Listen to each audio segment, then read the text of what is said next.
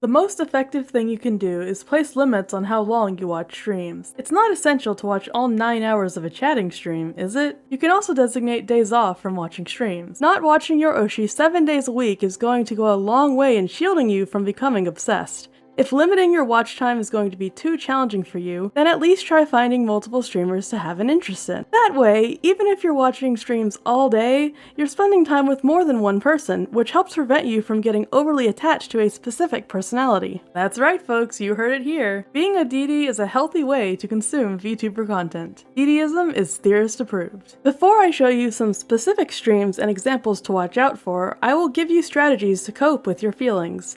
Say you've fallen deep into the depths of the parasocial relationship and you're feeling upset or angry at your Oshi. Here's what to do. The first thing is, distract yourself with something you like that requires focus. An effective way to achieve this is to draw something. If you don't like to draw, the gaming equivalent would be things like designing houses in Animal Crossing, building something in Minecraft, or creating a family in the Sims games. Number 2 is exercise. Yeah, I know, the whole touch grass meme, but I'm being serious here. Exercise releases dopamine, lifting your mood and diminishing those feelings of anger. If you're not a fan of normal exercise, then doing an activity in virtual reality will produce the same results if you're moving more than just your thumbs. If you're someone who needs to vent, then writing down your thoughts may help. Avoid posting them on social media. Often, when we're angry, we post things on impulse that we regret later. So if you're making a hot take, maybe wait a few days and see how you feel. Chances are, you'll be glad you didn't post. Following the thread of expressing your thoughts, listening to or writing music can also help. Music is a cathartic experience for a lot of people and can help you work your way through feelings in a non-destructive way. If you need further assistance, talk to a psychologist or a trusted friend. Or if you feel like you can't talk about this issue because the people you know would judge you, then a psychologist is your best bet. If you have other reservations about talking to a psychologist, then the measures I talked about before this will still help you. On screen now are streams I have identified that encourage unhealthy parasocial interactions. I will not be using real examples or footage from Vtubers because I don't want to single anyone out, and quite honestly, I get slapped with copyright strikes, so I'm sorry you all have to put up with some random b-roll. It's worth it though, I promise. I must also note that I'm not a psychologist. I have taken college courses and have some IRL experience, but I don't have a PhD knowledge base. If your doctor contradicts me, then listen to your doctor. Let's return to the streams you need to watch out for. I will give you strategies to cope better with the things VTubers say and do during these streams. We will be discussing the 2 types of streams that most effectively strengthen parasocial bonds. These are intimate streams and hangout streams. Intimate streams are the most blatant attempt to attach you to a specific personality. A common thing you'll hear VTubers do during them is ask for feedback. ASMR streams are a great example of this. You know, saying things like, "Does that feel good?" or "Did you guys like the sound of that?" Seems harmless at first glance, but asking for frequent feedback makes audience members feel like they're having an actual conversation with the VTuber during an intimate situation. To protect yourself, you should respond less frequently or not at all to these questions. Better yet, decrease the number of times you send chats during streams in general. I know this is going to be hard for a lot of you. I'm not saying don't interact at all, because that's a big part of the fun of watching streams.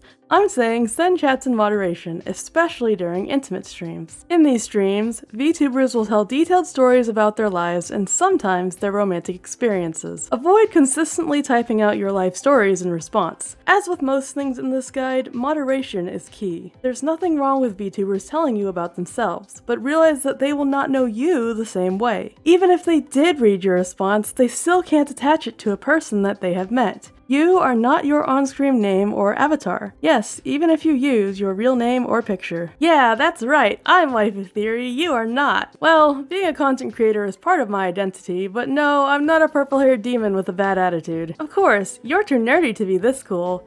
Hey, wait a minute.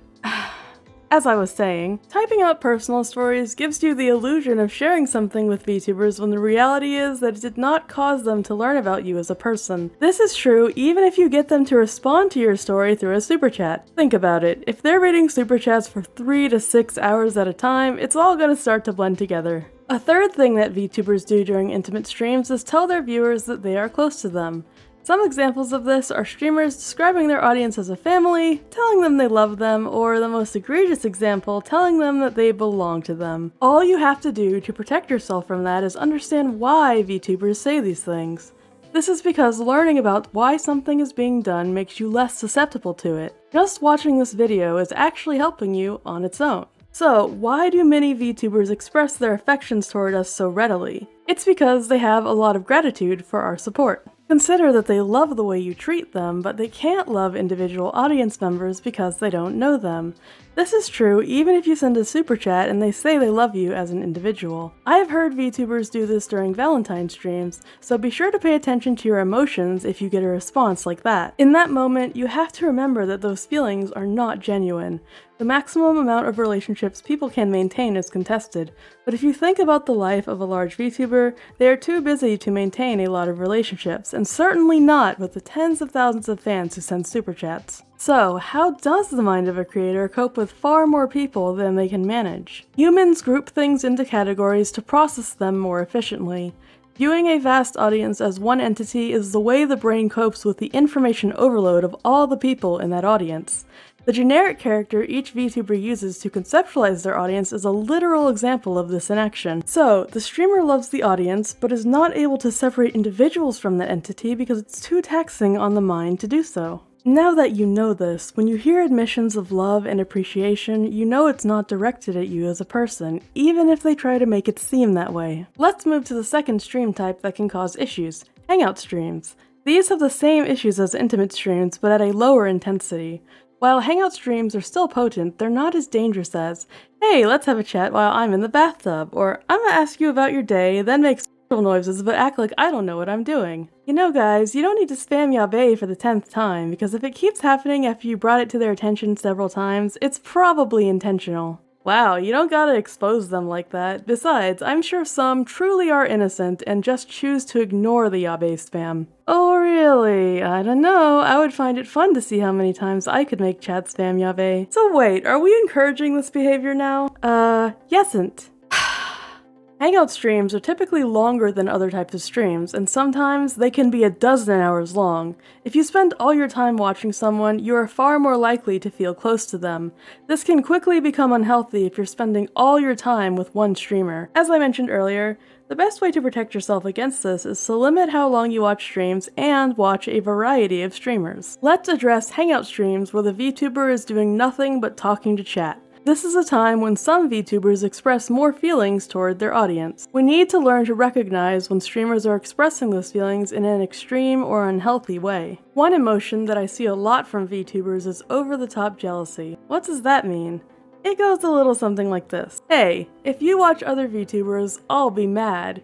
You should watch me and no one else. Or, if you do, I should at least be your favorite. Right, so that's called being possessive and controlling, which is never good. Yeah, okay, I can see you in the comments already. Oh, but waifu theory, they're just joking. It's all in good fun. Yeah, but are they really? There's an element of truth to it, so it's more of a half joke. Content creators judge themselves by the strength of their community. They're reliant on retaining enthusiastic audience members. This is their source of revenue, but it is also a source of self-esteem and confidence for many creators. Speaking of revenue, this guide is not an attempt to stop you all from donating to VTubers. Please continue to support and donate to VTubers, because content creators deserve to get paid for their work, and your support allows VTubers to provide their content to people who can't pay. I acknowledge that the methods I'm outlining in this video may unintentionally lower revenue, because obsessed people usually spend the most money. However, you can donate to VTubers for the value of the content they provide or just because you like them as a person. Remember, while increasing time spent is effective, it isn't the only thing that causes people to donate. Wait, what were we talking about again? Welcome back to Earth. Did you enjoy your journey to the planet Tangent? We were talking about how VTubers express jealousy. Oh, right.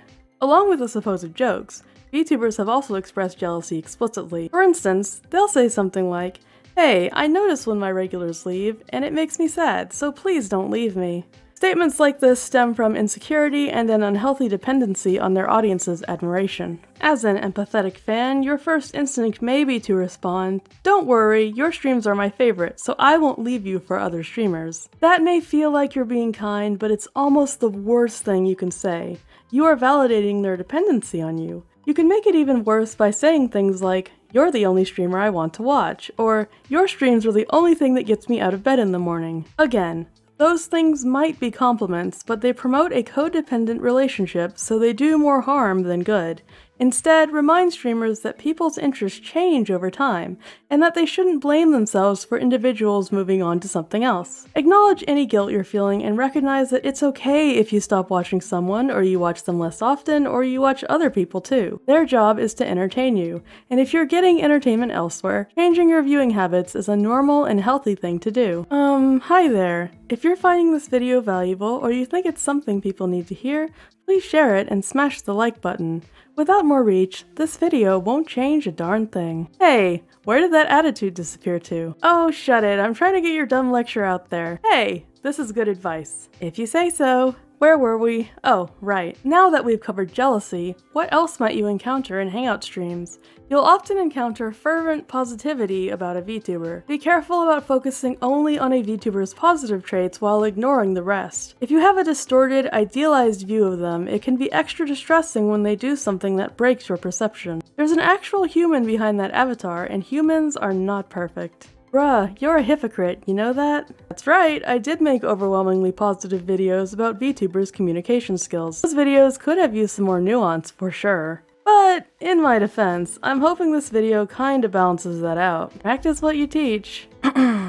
These men can't catch a break. Hey, what was that? As I was saying, it's okay to disagree with your Oshi or recognize their negative traits. I know idol culture really pushes that whole "these women are perfection" narrative, but it's not a healthy way to look at them. Some people get so convinced by this narrative that they have emotional breakdowns when the illusion ends. Try to recognize when audience support is deserved and when your Oshi was rude or in the wrong. That doesn't mean be hateful or send a mean chat. It just means maybe don't spam how right and amazing they are when really they made a mistake. Hey, see that giant gray blob over there? You're just gonna ignore that? Oh, what's that? Am I missing the elephant in the room? During some Hangout streams, you may see obsessive fans directly encouraged by the streamer you're watching, especially during super chat readings. When people donate a lot of money, some streamers will tell audience members how much they love them, that they return their affections, compliments, basically acting like their significant other. Big spenders become deluded into thinking the VTuber actually has a romantic interest in them. Here's the hard truth. They don't. They are saying whatever you want to hear to keep you engaged, happy, and of course, spending money. I would hope that most VTubers who do this consider it a win-win scenario. They get revenue and they make their fan feel less lonely. However, I don't support this approach. Encouraging relationship behavior has a negative effect on the mental health of fans. Because many VTubers pull a surprised Pikachu face when their dedicated fans have a breakdown, I need to explain why it happens. The more you use psychological techniques, the more you risk fans becoming overly attached and toxic. It is no different from getting whales addicted to a gacha. Fans break down because they are obsessed and their idealized version of that VTuber was shattered. They may feel betrayed and angry because what they thought was true turned out to be false, and then some people lash out instead of coping in a healthier way. This is irrational, not justified, and completely unacceptable. That being said, showing compassion and taking concrete steps to help these people is more constructive than dunking on them and telling them to take their meds. If you ever find yourself feeling angry, remember the coping techniques I presented at the beginning of this video. Here they are again. Now, I acknowledge that the fans are not the only ones who can form unhealthy attachments. Some VTubers have mentioned struggling with this when it comes to their audience, and that can be part of why some VTubers feel like they need to keep their fans extra close. Therefore, we should take steps as fans to make the experience easier for them as well.